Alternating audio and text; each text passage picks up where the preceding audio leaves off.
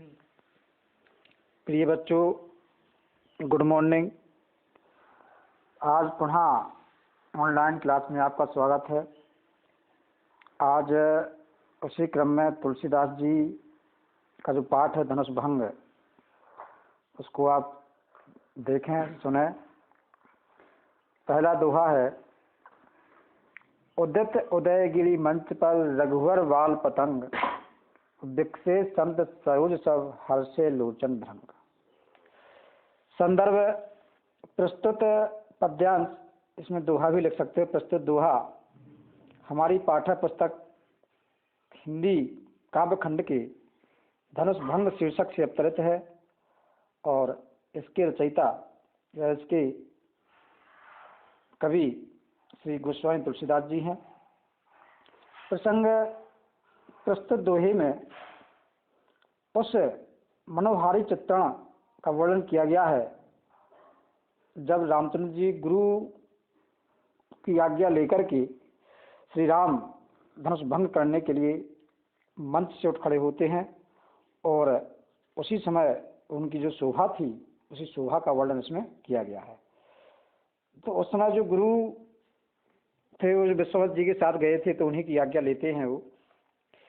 तो लिखा गया है कि उदित उदयगिरि मंच पर रघुवर बाल पतंग। उदित माने उदय होना और उदयगिरि माने उदयाचल पर्वत। जिस समय सूर्य की पहली किरण जिस पर्वत पर पड़ती हैं, उस पर्वत को उदयाचल पर्वत कहा जाता है।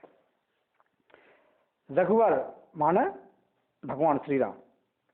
बाल पतंग माने बाल सूर्य। जिस समय सूर्य का उदय होता है, प्रातः काल का सूर्य जो होता है। दिक्सी माने प्रसन्न होते, खिल उठे। सरोज जिसका पर्यायी शब्द है कमल का, तो सरोज माने कमल। हर्ष माने हर्ष। लोचन माने नेत्र और भृंग माने होता है भौरे।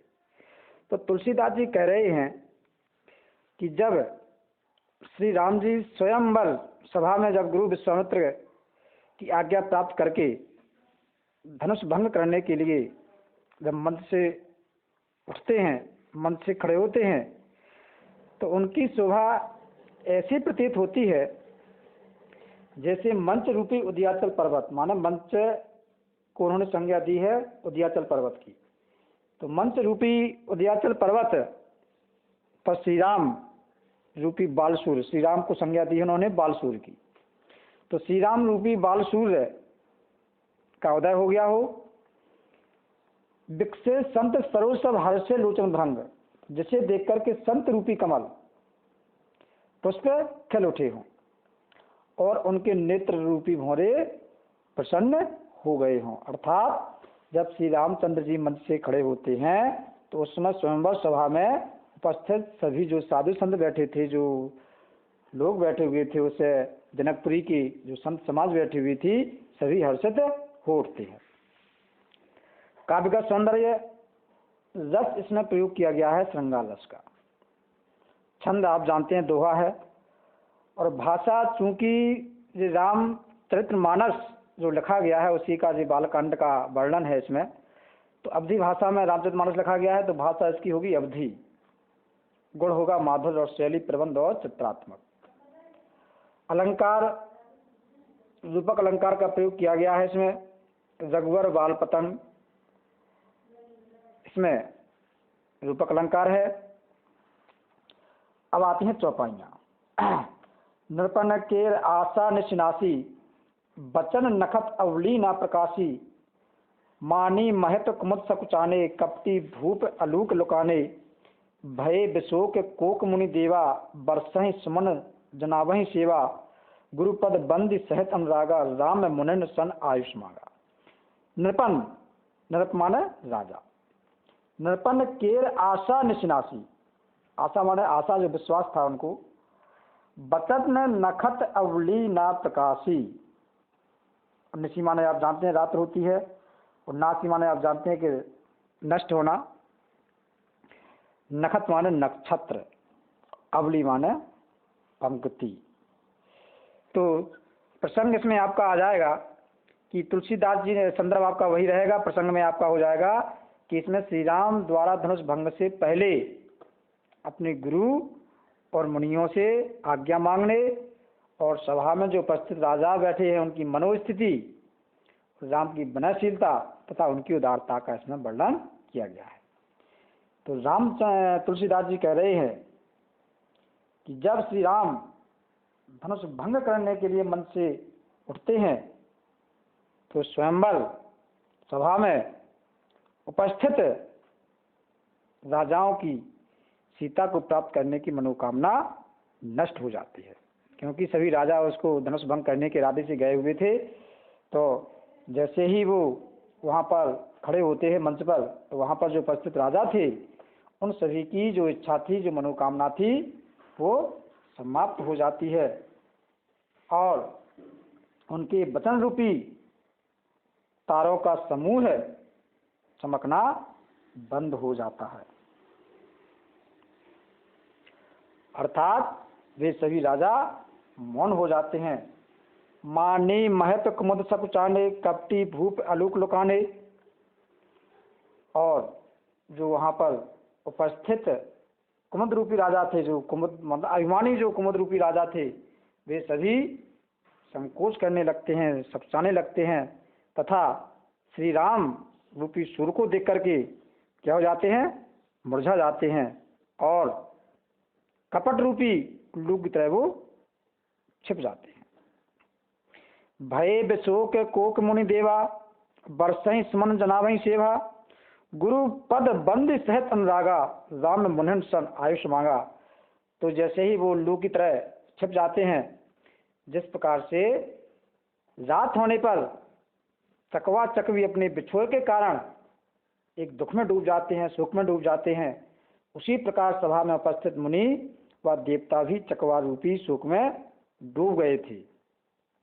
परंतु श्री राम की तत्परता को देख करके उनका दुख दूर हो जाता है, दुख मतलब समाप्त हो जाता है। तो अब श्री राम और सीता के संयोग की जो बाधा थी, जो रुकावट थी, वो समाप्त हो जाती है और श्री राम को देख करके सभा में उपस्थित समस्त लोग, समस्त जन, समस्त समूह फूलों की वर्षा कर रहे हैं। इसी बीच गुरु पद बंद सहित अनुरागा, राम मुनहन सन आयुष मांगा।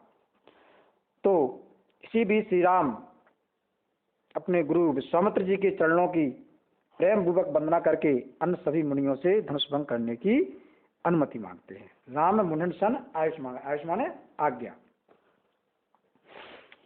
भाषा अवधि है रस भक्ति, छंद दोहा, गुण माधुर्य और अलंकार रूपक अलंकार है कपटी भूप अलूक लुकाने। अगली चौपाइयां है सहजई चले सकल जग स्वामी, मत मंजू बर कुंजर गामी। चलत राम सब पुर नर नारी, पुलक पूरी तन भय सुखारी। बंदी पितर सुर सुकृत संहारे, जो कछु पुण्य प्रभाव हमारे। तो शिव धनु मृणाल की नाई, तोरहु राम गणेश गोसाई। सहजई माने स्वाभाविक ही, जग स्वामी माने जो जग के स्वामी है, संसार के स्वामी है श्री राम। मंजू माने सुंदर, कुंजर माने हाथी, गामी माने चल्ला। पुलक भूर रोमांच से भर गए, तन माने जानते हैं शरीर होता है, सुर माने जानते हैं देवता होता है। सुकृत संहारे माने सुंदर अच्छे कार्य, पुण्य जो हमारे अच्छे कार्य हों। प्रभाव माने प्रभाव, तोड़ माने तोड़ना, और गणेश माने गणेश भगवान। इसमें संदर्भ है कि जब धनुष भंग के लिए श्री राम जी जात जनकपुरी के नर नारियों की मनोकामना को पूर्ण करने हेतु देवताओं की वंदना कराकर श्री राम के प्रभुत्व रूप का इसमें वर्णन किया गया है। तो कह रहे हैं तुलसीदास जी, सहजई चले सकल जग स्वामी, मत मंजू बर कुंजर गामी। संपूर्ण जगत के स्वामी श्री राम अपने गुरु विश्वामित्र के चरणों की वंदना करके तथा अन्य मुनियों की आज्ञा पा करके सुंदर मत वाले हाथी की भांति चल रहे हैं। कुंजर माने हाथी। चलत राम सब पुर नर नारी, पुलक पूरी तन भय सुखारी। और उनकी जो चाल है हाथी जैसी मस्त चाल है, तो धनुष की ओर वो स्वाभाविक रूप से बढ़ रहे हैं। और श्री राम धनुष की ओर बढ़ते ही जनकपुरी के जो सभी नर नारी हैं वो सुख का अनुभव करते हुए आनंदित हो रहे हैं।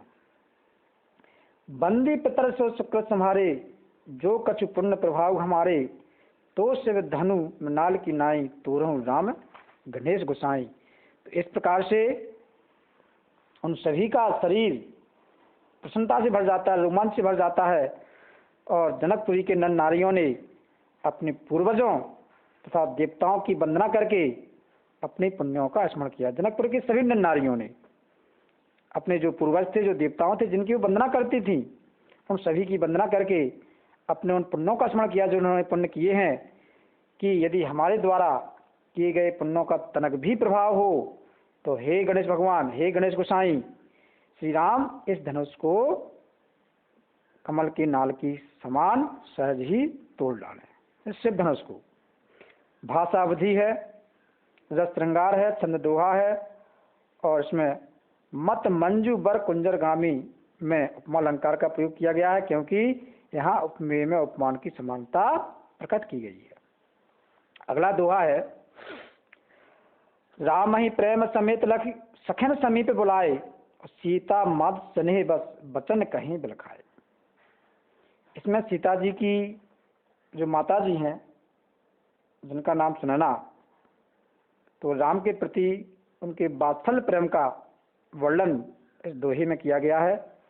राम ही माने राम श्री राम, समेत के साथ, सखन माने सखियां, समीप माने पास में, बुलाई माने बुलाया, बुलाई अवधि भाषा है, बुलाई माने बुलाया, मातु माने माता, स्नेह माने स्नेह, बिलखाई माने विलाप करते हुए।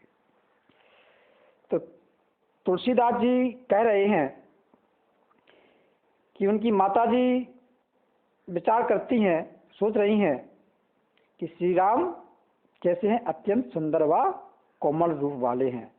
अतः सीता जी की माता वात्सल्य प्रेम से उन्हें देखते हुए श्री राम की कोमलता पर अत्यंत मुग्ध हो जाती हैं, और वह सखन समीप बुलाए, अपनी सखियों को अपने पास बुला करके स्नेहपूर्ण, सीता मत स्नेह बस बचन कहीं बलखाए, स्नेहपूर्ण विलाप करती हुई कहने लगी, उनकी मनोकामना भी यही है कि सीता जी का विवाह राम जी के साथ हो। लेकिन श्री राम की कोमलता को देख करके उनका मन व्याकुल है।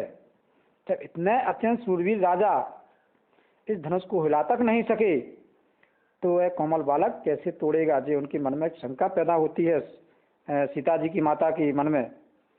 इसी संदेह के कारण सीता जी की माता भावुक हो उठती हैं तथा राम और सीता दोनों के स्नेह में अपनी सखियों से अपने मन की जो व्यथा है उस व्यथा को कहने लगती हैं। भाषा अवधि, शैली प्रबंध, गुण प्रसाद, रस वात्सल्य है, छंद दोहा है, और कहीं कहीं पर इसमें अनुप्रास अलंकार का प्रयोग किया गया है। सखी सब कौतुक देख निहारे, जेव कहावत हेतु हमारे, को ना बुझाई कहीं गुर पाही, ए बालक अस हठ बड़ नाही, रावण वाण छुआ नहीं चापा, हारे सकल भूप कर दापा, सो धनु राज कुंवर कर देही, बाल मराल की मंदिर लेही। कौतुक माने आश्चर्य से, देख निहारे माने देखने वाले हैं, कहावत माने कहलाते हैं, हेतु माने हितैषी, को माने कोई, बुझाई माने समझा करके, गुरु माने गुरु, असीहट माने ऐसी हट, और भली नाही माने होता है अच्छी नहीं। रावण माने रावण, बाण माने बाणासुर, चापा माने धनुष, दापा माने दप घमंड, कर माने हाथ, और देही माने होता है देना, बाल मराल माने हंस का बच्चा, मंदर माने होता है पहाड़ मतलब मंदराचल। इसमें सीता जी की माता का राम के प्रति चिंता का वर्णन है, और श्री राम जी की कोमलता को देख करके उनका मन चिंतित हो उठता है, और वो सोच रही हैं कि जब शक्तिशाली राजा इस धनुष को नहीं हिला सके तो कोमल शरीर वाले, सुंदर शरीर वाले इस धनुष को कैसे तोड़ पाएगा। सखी सब कौतुक देखने हारे, कौतुक माने हमने बताया आपको आश्चर्य से, गेहूं कहावत हितु हमारी, कहावत माने कहलाते हैं, हितु माने हितैषी। तो सीता जी की माता अपनी सखियों से कह रही हैं कि हे सखी, जो लोग हमारे हितैषी हैं, सखी सब कौतुक देख निहारे, जेव कहावत हेतु हमारे। जो लोग हमारे हितैषी कहलाते हैं वे सभी तमाशा देखने वाले हैं। को ना बुझाई कहीं गुरु पाही, ये बालक अस हठ बल नाही। और क्या इनमें से कोई भी राम के जो गुरु हैं विश्वामित्र को समझाने के लिए जाएगा कि अभी ये रामचंद्र जी क्या है, बालक हैं, और इस धनुष को तोड़ने के लिए उनकी जो जिद है, हठ माने जिद, वो जिद उनकी ठीक नहीं है। क्योंकि रावण वान छुआ नहीं चापा, हारे सकल भूप कर दापा। क्योंकि रावण जैसे महान योद्धा, महान वीर इस धनुष को उठा तक नहीं सके, वाणासुर जैसे वीर योद्धाओं ने इसे छू तक नहीं सके, तो सभी राजाओं का धनुष तोड़ने का घमंड टूट चुका है। और जो भी इस पृथ्वी पर राजा थे, सभी राजा हार चुके हैं, उनका घमंड चूर हो चुका है। दापा माना घमंड चूर हो चुका है। सो धनुराज कुंवर कर देहि, बाल मराल की मंदिर लेही। तो उनको कोई समझाता क्यों नहीं है कि क्या हंस का बच्चा कभी मंदराचल पहाड़ उठा सकता है। अर्थात शिव जी के जिस धनुष को रावण और बाणासुर जैसे महान शक्तिशाली योद्धा तक नहीं हिला सके, उससे तोड़ने के लिए विश्वामित्र का श्री राम को आज्ञा देना अनुचित है, और श्री राम का भी उसे तोड़ने के लिए आगे बढ़ना एक बाल हट ही वो समझ रही है। भाषा वही अवधि, छंद इसमें चौपाई है, और रस वात्सल्य है। अलंकार का प्रयोग किया गया है, अनुप्रास का, कहीं कहीं रूपक अलंकार का। बाल मराल की मंडल ले, यहाँ पर रूपक अलंकार है। अब अगली चौपाइयाँ। भूप शयानप सकल सरानी, सखी विधि गति कछु जात न जानी। बोली चतुर सखी मृदुवाणी, तेज वंत लघु गणी न रानी। कह कुंभज कह सिंधु पारा, सोसे सकल संसारा। रवि मंडल देखत लघु लागा, उदय तास त्रिभुवन तम भागा। इसमें माता श्री राम की कोमलता को देख करके, सीता जी की माता उनकी कोमलता को देख करके विचलित हो उठती हैं। तब उनकी सखियां उनकी शंका को दूर करने के लिए तेजस्वी व्यक्तियों की तेजस्विता का वर्णन करती हैं। कह रही हैं, भूप शयानप सकल सरानी, सखी विधि गति कछु जात न जानी।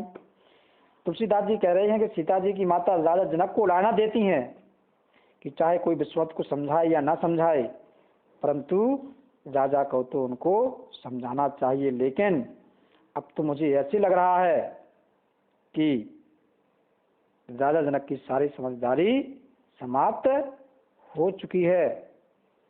हे सखी, विधाता की करनी को कोई नहीं जानता। बोली चतुर सखी मृदुवाणी, तेजवंत लघु गणीन रानी। तो कहती हैं कि कुछ समझ में नहीं आ रहा है, वो नहीं जानते विधाता क्या चाहते हैं। तभी उनकी एक सखी कहती है कि हे रानी, तेजवान व्यक्ति चाहे उम्र में छोटा क्यों ना हो, तो उसको छोटा नहीं मानना चाहिए। तेजवंत लघु गणीन रानी, तेजवान व्यक्ति चाहे उसमें छोटा क्यों ना हो, तो उसको छोटा नहीं मानना चाहिए। कह कुंभज कह सिंधु पारा, सोसे सकल संसारा। रवि मंडल देखत लघु लागा, उदय ताज त्रिभुवन तम भागा।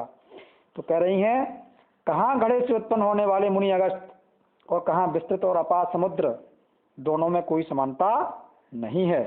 पर मुनि ने अपने पराक्रम से उस अपार समुद्र को सोख लिया था, जिस कारण उनका यह संसार सारे संसार में विद्यमान है।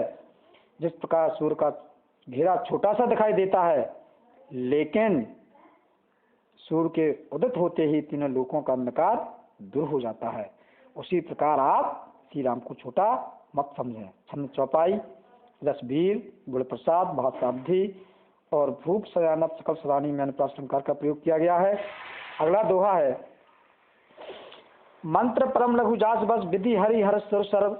महामत गजराज कहूँ, बसकर अंकुश खर्व। इसमें राम की जो तेजस्विता है उसके तत्परक सिद्ध किया गया है कि यहाँ मंत्र और अंकुश द्वारा सभी देवताओं और हाथी को नियंत्रित किए जाने का इसमें वर्णन किया गया है। जास मंत्र परम लघु जास बस, जास माने जिसके, बस माने अपने बस में करना, हरि माने ब्रह्मा, हर माने शिव, सुर माने विष्णु, महामत माने मदमस्त हाथी, अंकुश माने हाथी को नियंत्रण में एक रखने वाला करने वाला जो उपकरण होता है जिससे कि हाथी को बस में किया जाता है। तो तुलसीदास जी कह रहे हैं कि सीता जी की माता जब श्री राम को छोटा समझ करके उनके प्रति अपनी शंका प्रकट करती हैं, तभी उनकी एक सीता जी की माता से कहती हैं, उनकी सखी, सीता जी की माता जी की सखी सुनैना से कहती हैं, उनकी माता जी से कहती हैं कि हे रानी, जिस प्रकार ओम का मंत्र अत्यंत छोटा होता है पर ब्रह्मा विष्णु शिव और समस्त देवगण उनके बस में हो जाते हैं केवल इस मंत्र का उच्चारण करने से, उसी प्रकार महान मदमस्त हाथी को बस में करने वाला अंकुश भी बहुत छोटा होता है। अतः श्री राम को तुम छोटा मत समझो, मतलब छोटे ही क्यों ना हो, लेकिन तुम उनकी कोमलता पर मत जाओ, वे अवश्य धनुष को तोड़ देंगे। इस प्रकार से उनकी सखी सीता जी की माता को समझाती हैं। भाषावधि है, गुण प्रसाद है, छंद दोहा है, रस श्रृंगार है, मंत्र परम, बस विधि, हरिहर, सोशल में क्रमशः अनुप्रास अलंकार का प्रयोग किया गया है। अगली चौपाइयाँ, काम कुसुम धनुष आयक लीन है, सकल भवन अपने बस कीन है, देव तजी संशय अश जानी, भंजब धनुष राम सुन रानी, सखी बचन सुन भय प्रतीति, मिटा विषाद बड़ी अति प्रीति, तब रामई बिलोक बेदेही, सब हृदय निवत जयते ही। इसमें सीता जी की माता जी की सखी अनेक तथ्यों द्वारा उनको जो संशय था उनके अंदर, वो संशय को दूर करती हैं। तभी सीता जी श्री राम से विवाह करने के लिए सभी देवताओं से विनती करती हैं। इसी मोहकता का इसमें मनोहारी चित्रण किया गया है, वर्णन किया गया है। काम कुसुम धनुष सायक लीन, काम माने कामदेव, सायक माने बाण, तजी माने त्याग, संशय माने संशय संदेह, और भंजब माने तोड़ेंगे, विषाद माने दुख उदासी जो है, बिलोक की माने व्याकुल, बेदेही कहा गया सीता जी को, सभय माने भय के साथ, सभय भय के साथ, बिनवती माने बिनती, जय ते ही माने जिस जिस। तो सीता जी की माता को उनकी सखी श्री राम की वीरता का वर्णन करते बता रही हैं, कहती हैं कि कामदेव ने फूलों का ही धनुष बाण लेकर के सारे संसार को अपने बस में कर रखा है, अपने वशीभूत कर लिया है। अतः हे देवी, हे रानी, आप अपने मन की शंका का परित्याग कर दीजिए। श्री राम इस सिद्ध धनुष को अवश्य ही तोड़ देंगे और आप मेरी बात का विश्वास कीजिए। और अपनी सखी की ऐसे वचन सुनकर के रानी को श्री राम की क्षमता पर विश्वास हो जाता है, और जो उनके अंदर सखी वचन सुन भय प्रतीति, मिटा विषाद बड़ी अति प्रीति, तो उनका जो दुख था, जो उदासी थी, वो समाप्त हो जाती है। और उनके प्रति, मतलब श्री राम के प्रति एक जो उनके प्रति विषाद था, जो दुख था, वह स्नेह के रूप में परिवर्तित हो जाता है।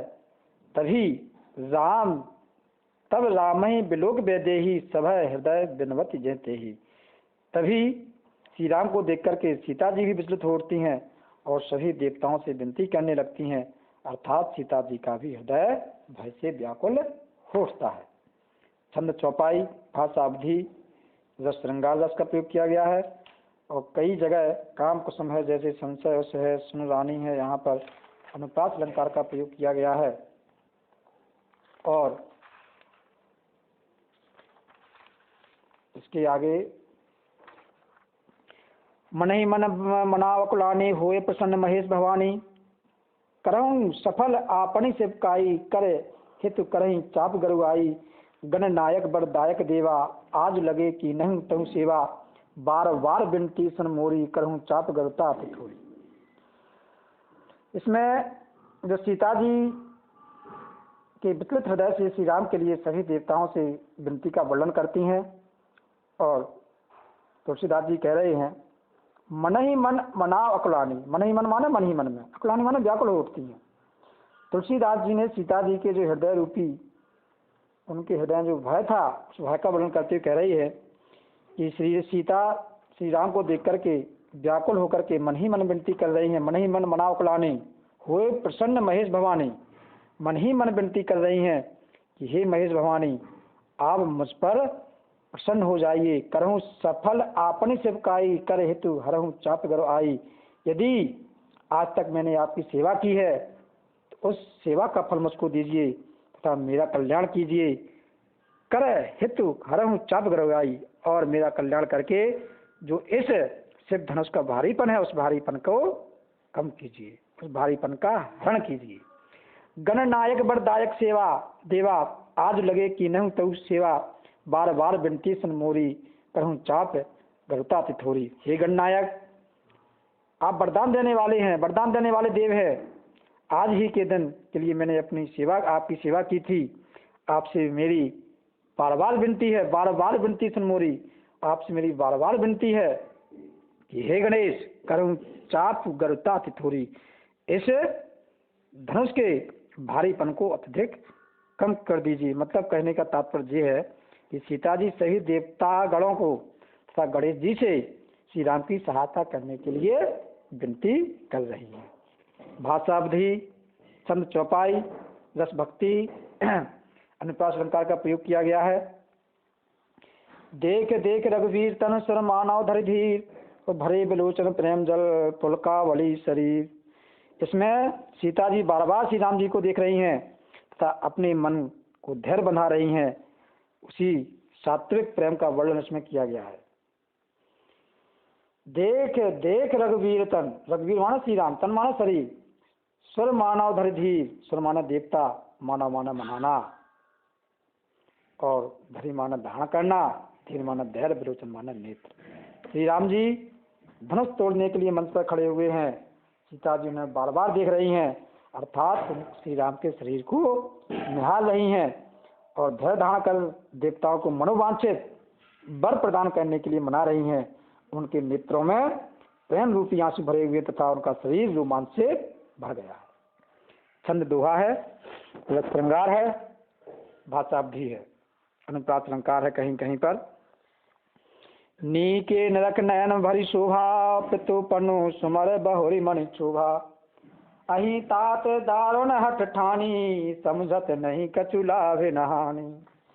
सचिव सभा सके दे न कोई, बुध समाज बड़े अनुचित होई। कहे धन कुल सही चाई कठोरा, कह श्यामत मृदुगात किशोरा। इसमें सीता जी के मन में संदेह हो रहा है कि इतने कोमल शरीर वाले राम जी इस शिव धनुष को कैसे तोड़ेंगे, और जो उनके पिताजी ने कठोरपण किया है उस पण पर भी उनको गुस्सा आ रहा है, क्रोध आ रहा है। उसी क्रोध का वर्णन इसमें किया जा रहा है। नीके नरक नयन भरी शोभा, पितुपन सुमारी बहुरी मन शोभा। नीके माने अच्छी तरह, नरक माने देख करके, भरी माने भर करके, पितु माने पिता, पनु माने प्राण, प्रतिज्ञा प्राण। तो तुलसीदास जी कह रहे हैं कि जब श्री राम धनुष तोड़ने के लिए मंच पर खड़े होते हैं और सीता जी उनकी शोभा को बड़ी भांति देख रही हैं, तभी उन्हें अपने पिता के धनुष तोड़ने का जो कठोर प्रण है वो याद आ रहा है, उस प्रण को याद कर रही हैं और कह रही हैं अहि तात दारुण हठ ठानी, समझत नहीं कछु लाभ नहानी। कि हमारे पिताजी ने जो धनुष तोड़ने का कठोर प्रण किया है उसमें उन्होंने कोई लाभ और हानि को नहीं समझा है। उस लाभ हानि के बारे में कुछ क्यों नहीं सोच रही हैं, उसको क्यों नहीं सोचा, इसी भय के कारण उनको वो कुछ समझा नहीं पा रहे हैं। सचिव सभय सिख दे न कोई, बुध समाज बड़े अनुचित हुई। कह धन कुल सही चाई कठोरा, कह श्यामल मृदुगात किशोरा। तो कह रही हैं कि यहाँ पर मंत्री जी बैठे हुए हैं, उनके उस भय के कारण वो उनको कुछ समझा नहीं पा रहे हैं। सभा में बड़े बड़े बुद्धिमानी बैठे हुए हैं, बड़े बड़े ज्ञानी बैठे हुए हैं, तब भी यहाँ इतना बड़ा अनुचित हो रहा है। कोई भी इस अनर्थ को कोई क्यों नहीं रोक पा रहा है। कह धन कुल सही चाई कठोरा, कह श्यामल मृदुगात किशोरा। कहाँ यह वज्र से भी कठोर धनुष और कहाँ वो कोमल शरीर वाले सांवले किशोर श्री राम जी। अर्थात सीता जी के मन में यह डर बैठ गया है, यह भय बैठ गया है कि श्री राम इस वज्र के समान धनुष को तोड़ पाएंगे भी या नहीं। इसमें छंद चौपाई है, रस श्रृंगार है और भक्ति रस का भी प्रयोग किया गया है, भाषा अवधि है। उसके आगे विधि के हैं भांति धरो और धीरा, रस समन कन वेद हीरा। सकल सभा के मति भय भोरी, अब मोहि शंभु चाप गति तूरी। निज जड़ता लोगन पर डारी, होए हरहु रघुपति निहारी। अति परिताप सीय मन माही, लव निमेष जुग सही समझ जाही। इसमें सीता जी का क्रोध और सभा के उपस्थित सभी ज्ञानी जो लोग हैं उन पर वो थोड़ा आक्षेप कर रही हैं और कह रही हैं कि हे विधाता, विधि के भांति धरोर धीरा, सिरस समन कन वेद हीरा। अब मैं किस तरह अपने हृदय को धैर्य बधाऊं? क्या कभी शीश के फूल के कट से हीरे को काटा जा सकता है? तो उसी आगे कह रही हैं, यहाँ तो विद्वत सभा के सभी लोगों की बुद्धि अर्थात भोली हो गई, अर्थात बावली हो गई है। हे सिद्धधनुष, अब तो मुझे तुम्हारा ही आसरा है, तुम्हारा ही सहारा है। तुम ही कोमल होकर के मेरी मनोकामना को पूरा करो। मैं जानती हूँ कि तुम जड़ वस्तु को ऐसा नहीं कर सकते, अर्थात तुम अपनी इस जड़ता को यहाँ बैठे लोगों पर उतार फेंको, क्योंकि चेतन होते हुए भी जड़ बने हुए हैं, मतलब स्थिर बैठ गए हैं एक मूर्तिवत। तभी तो कोई मेरे पिताजी को नहीं समझा पा रहा है। और अंतात सभी विद्वान यहाँ पर मौन तमाशा देख रहे हैं। जड़ता त्यागने के बाद तुम अपनी तनक दृष्टि रघुनाथ जी के कोमल शरीर पर भी डालो तथा उसी के समरूप हल्के हो जाओ। हो ही हरहु रघुपति निहारी, उनके उस पर थोड़ा अपनी कृपा डालो और उन्हें बहुत संताप हो रहा है, दुख हो रहा है और उनका ऐसा अति प्रताप सीय मन माही, लव निमेष जुग सह सम जाहि। मेष माने पलक झपकना, सह मानो 100 और सम मानो समान। तो उनका जो पलक झपकना है सीता जी का, एक क्षण भी 100 युगों के समान लग रहा है। वह श्री राम जी की कोमलता का स्मरण करके ईश्वर से उन पर कृपा करने के लिए प्रार्थना करती हैं। काव्यगत सौंदर्य वो लगभग वही है, केवल छंद में बदल जाता है। चौपाई है तो चौपाई और दोहा है तो दोहा हो जाएगा। और रस, इसमें श्रृंगार और भक्ति रस का प्रयोग किया गया है। प्रभु चितहि पुनि तव मही, राजत लोचन लोल, और खेलत मनुष्य जमीन जग जनु विधु मंडल डोल। इसमें श्री राम जी के को निरंतर देखते हुए तथा उनके नेत्रों का मोहक वर्णन इस दोहे के अंतर्गत किया गया। चितहि माने देख करके, पुनि माने निरंतर, मही माने पृथ्वी, मंच माना कामदेव, मीन माना होता है मछली, विधु मंडल माना होता है चंद्रमंडल। तो सीता जी प्रभु श्री राम को निरंतर देख रही हैं। तभी सभा में किसी ने उनको देख लिया, जिससे वह लज्जावश पृथ्वी की ओर देखने लगती हैं। इस तरह श्री राम को देखने का जो क्रम है वो निरंतर चल रहा है। कभी वह श्री राम को देखती हैं और कभी वह पृथ्वी की ओर देखने लग जाती हैं, जिस कारण उनके चंचल नेत्र ऐसे लग रहे हैं मानो चंद्रमंडल रूपी डोल में कामदेव की 2 मछलियां जल क्रीड़ा कर रही हो। रस श्रृंगार, उत्प्रेक्ष अलंकार का प्रयोग किया गया है। खेलत मनसिज मीन जुग जनु और विधु मंडल डोल, यहाँ पर उत्प्रेक्ष अलंकार का प्रयोग किया गया है। गिराल ने मखु पंकज रोकी, प्रगट न लाज न सायव लोकी। लोचन जल रह लोचन कोना, जैसे परम कृपन कर सोना। सकुची व्याकुलता बड़ी जानी, धरि धीरज प्रतीत और यानी। तन मन बचन मोर पनु साचा, रघुपति पद सरोज चितुराचा। गिरा माना वाणी, अलनी माने भ्रमरी, रोकी माने रोकना। तो यहाँ पर सीता जी की वाणी की असमर्थता को प्रकट करते हुए कहते हैं तुलसीदास जी कि सीता जी के प्रेम भाव की वाणी रूपी भ्रमरी को उनके मुख रूपी कमल ने रोक रखा। अर्थात मतलब वो कुछ बोल नहीं पा रही हैं, प्रकट ना लाज न साबलों की, और उनके मतलब कुछ बोल नहीं पा रही हैं। वह भ्रमरी लज्जा रूपी रात देखती हैं तो वह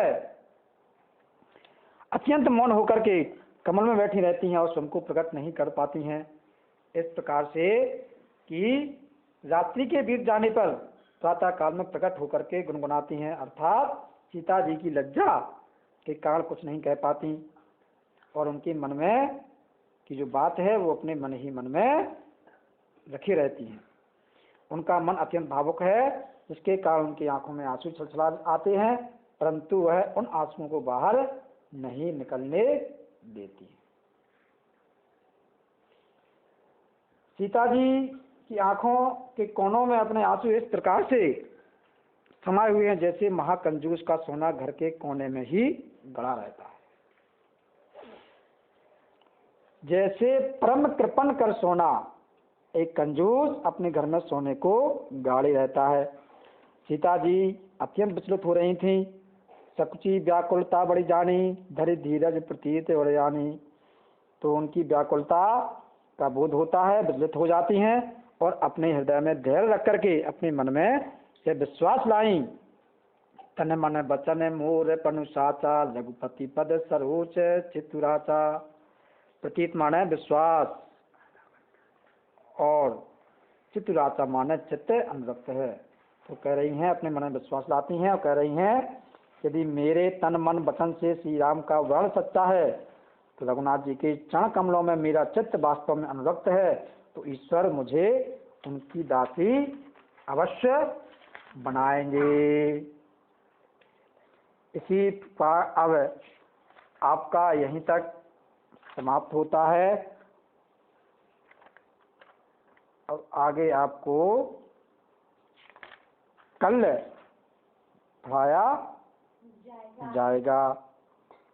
बहुत बहुत धन्यवाद।